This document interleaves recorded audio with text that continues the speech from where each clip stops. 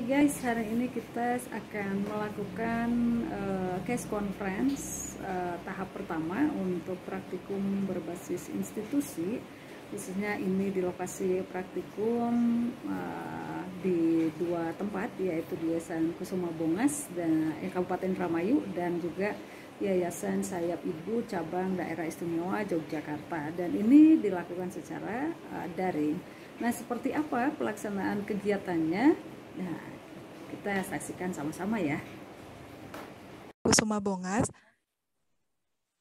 nampaknya untuk kegiatan pada siang hari ini, yaitu pelaksanaan case conference tahap pertama untuk Saudara Alan, dan kebetulan untuk para tamu undangan juga sudah hadir.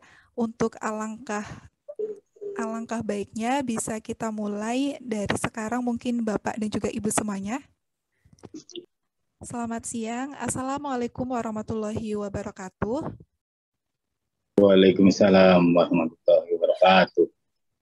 Yang terhormat Bapak Yeremia Sutun MSI selaku pembina Yayasan Kusuma Bongas. Yang saya hormati Lu'luatul Fuadiah Nasruddin STR SOS selaku Sakti Peksos Dinas Sosial. Yang saya hormati Nono Taryono selaku Supervisor Lapangan. Yang saya hormati juga Ibu Irniati Samosir SST MPS SP selaku Supervisor dari Politeknik Kesejahteraan Sosial Bandung. Dan juga yang saya banggakan ada Saudara Alan yang akan menyampaikan pelaksanaan case conference ini.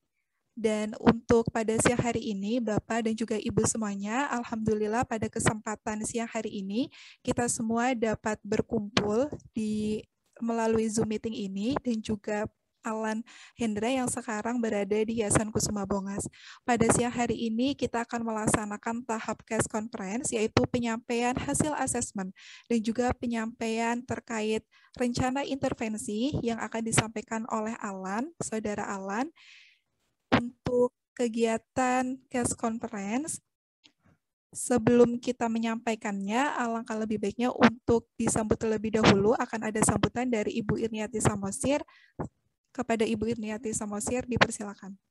Yang terhormat para Bapak Ibu dari pengurus Yayasan Kusuma Bongas, dalam hal ini oleh Dewan Pembina, Bapak Yeremia Sutun, kemudian juga dari para pengurus ada Pak Nono Taryono, dan juga dari pihak-pihak yang telah diundang, barangkali sudah bergabung secara luring dan melalui satu akun, melalui akun dari Yayasan Kusuma Bongas yang telah hadir bersama-sama dengan kita di ruang Zoom meeting ini.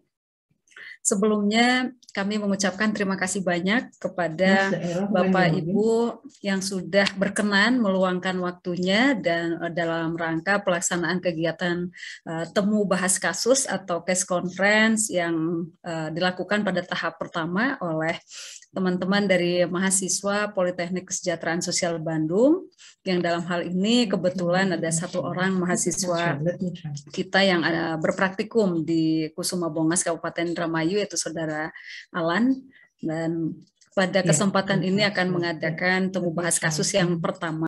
Acara yang selanjutnya yaitu penyampaian hasil asesmen dan juga penyampaian mengenai rancangan rencana intervensi terkait pelaksanaan praktikum berbasis institusi yang akan disampaikan oleh Saudara Alan. Kepada Saudara Alan, dipersilakan. Izin share screen ya, Bapak Ibu.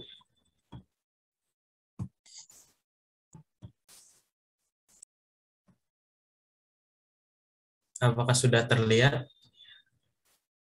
Ya, sudah. Silakan.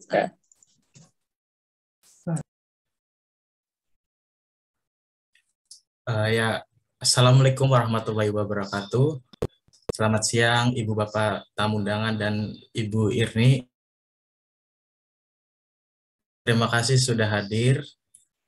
Sekarang ini saya Alan Hendra, mahasiswa praktikum semester 7. Sekarang sedang melakukan praktikum berbasis institusi di Yayasan Kusuma Bongas. Nah, sekarang pada tahap case konferensi tahap 1 ini tentang penanganan kasus klien OP dengan anak yang rentan menjadi korban TPPO di Desa Bongas, Kecamatan Bongas, Kabupaten Indramayu, Jawa Barat. Nah, di sini ada dinamika keberfungsian klien OP di mana mencakup biologis, psikologis, sosial, dan spiritualnya. Kemudian ini ada genogram klien OP di mana klien OP ini tinggal bersama dengan bibi dan paman dan adiknya. Nah, klien dan adiknya ini semenjak orang tuanya berpisah dan ibunya meninggal karena HIV/AIDS, jadi bapaknya meninggal karena sakit, tinggal bersama dengan paman dan bibinya karena tidak sesuai, karena tidak punya siapa-siapa lagi. Nah, ini gambaran kalau bulat itu berarti perempuan, kemudian yang kotak ini berarti laki-laki. Nah, ini adalah kakek nenek dari klien, kemudian ini bibi dan ibunya.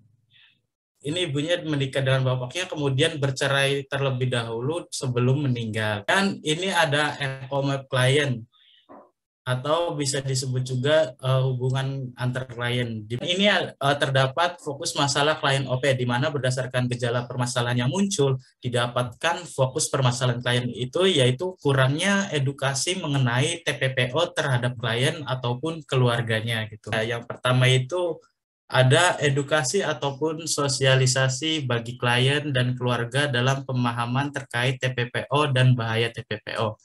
Nah, ini adalah tahap pelaksanaannya di mana saya sebagai praktikan mensosialisasikan melalui leaflet ataupun gambar terkait TPPO dan diskusi.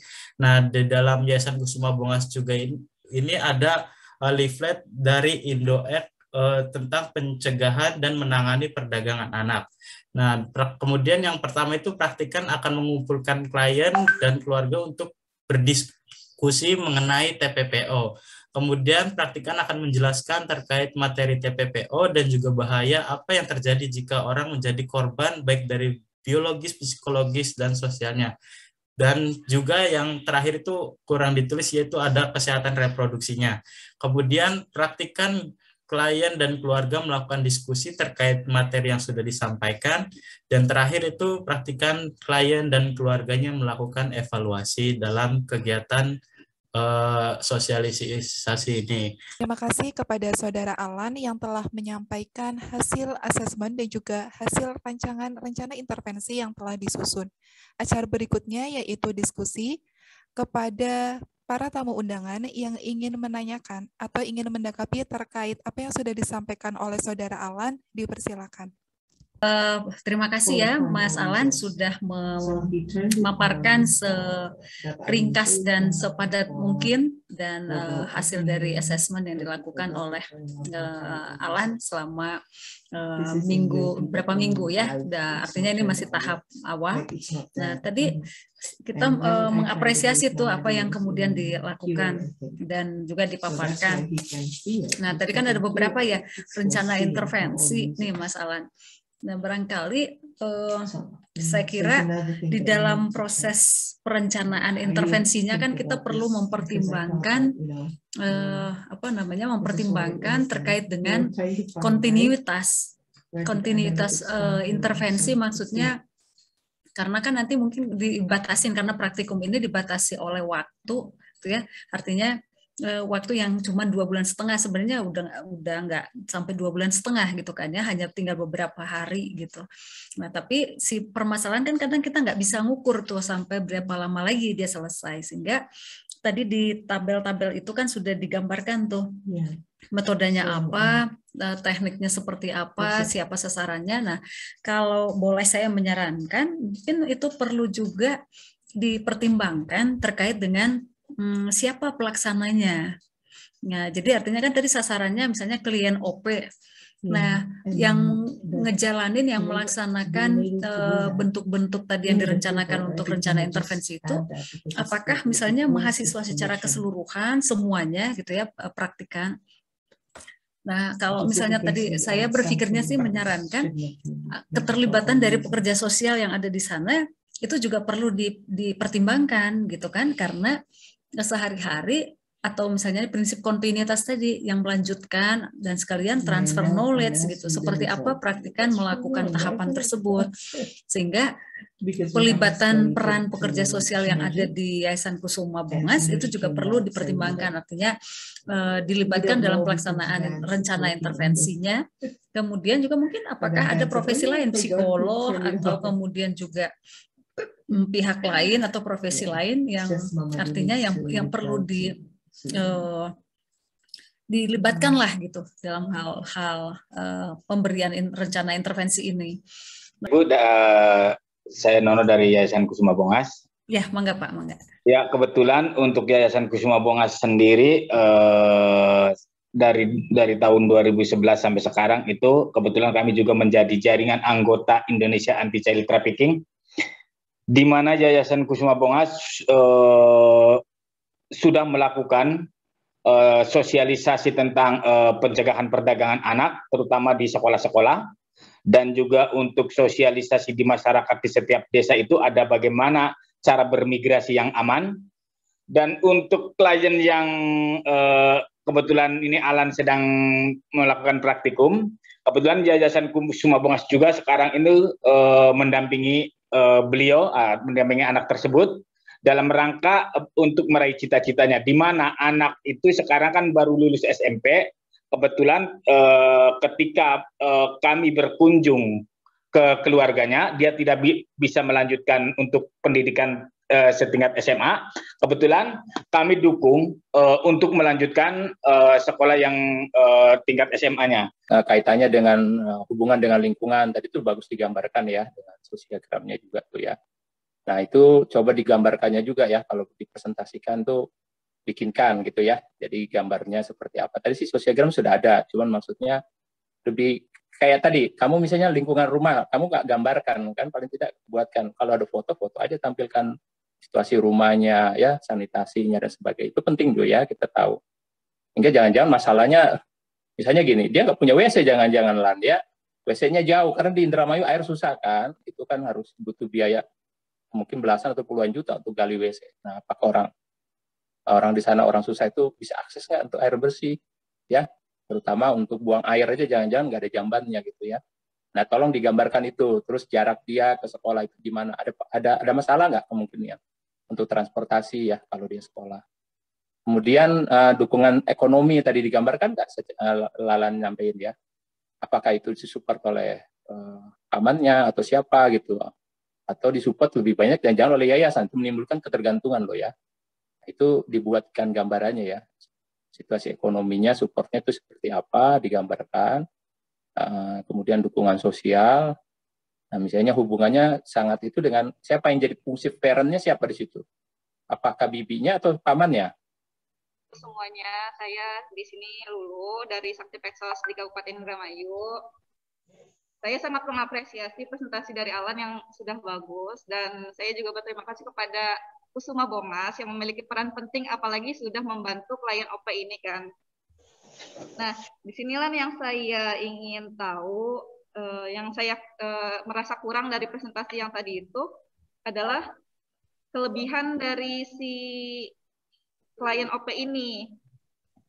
Karena kan kayak terpaut dari masalah terus. Nah, di sini tuh kita nggak tahu hobi dari OP ini apa gitu kan.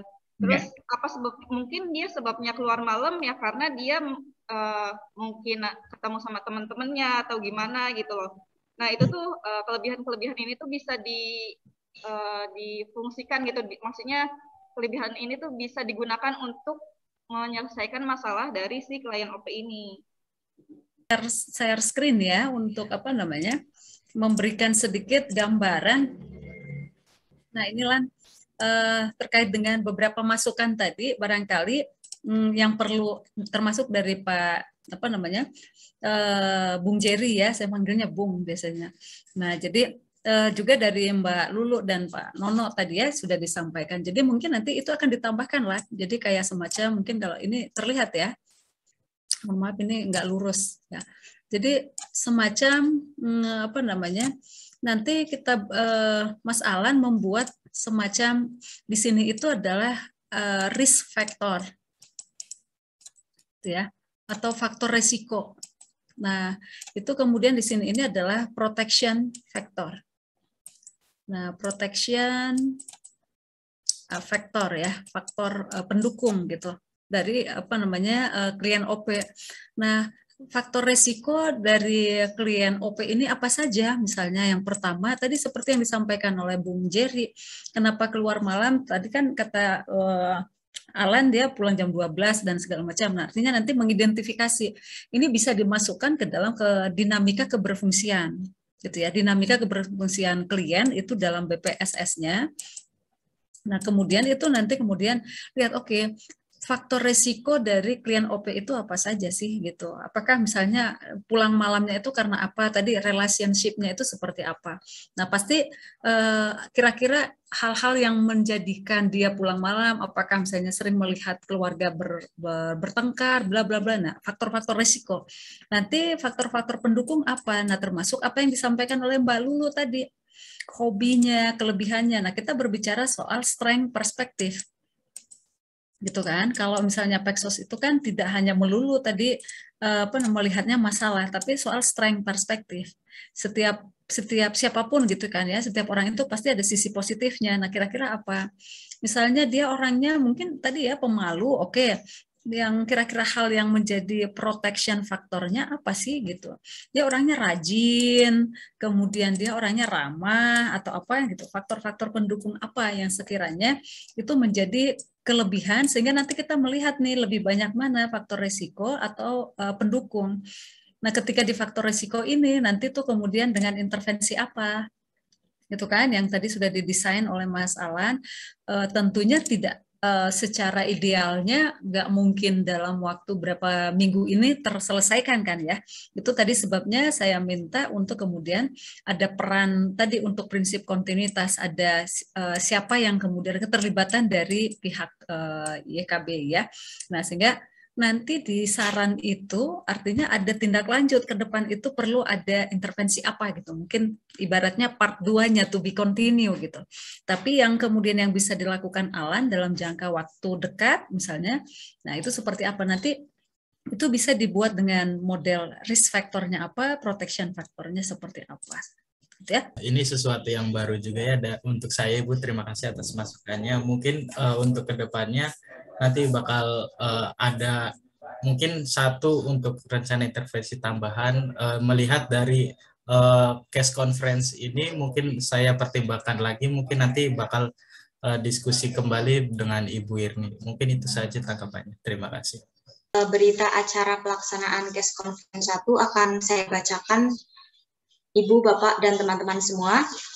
Pada hari Senin tanggal 13 bulan September tahun 2021 pukul 13 waktu Indonesia Barat telah dilaksanakan pembahasan kasus atau case conference tahap 1 pada kegiatan praktikum institusi program studi pekerjaan sosial program sarjana terapan Politeknik Kesejahteraan Sosial Bandung.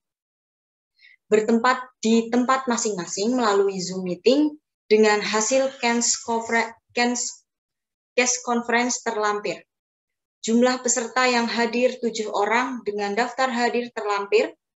Dengan demikian, berita acara ini dibuat untuk dipergunakan sebagaimana mestinya. Mengetahui pimpinan atau institusi lembaga dan praktikan. Terima kasih banyak kepada Bapak dan juga Ibu yang telah hadir pada kegiatan pelaksanaan tahap case konferensi tahap pertama. Mohon maaf. Demikianlah acaranya. Mohon maaf apabila dari saya sendiri dan juga teman-teman praktikan Politeknik Citra Sosial Bandung melaksanakan dengan kurang baik. Mohon maaf. Terima kasih. Wassalamualaikum warahmatullahi wabarakatuh.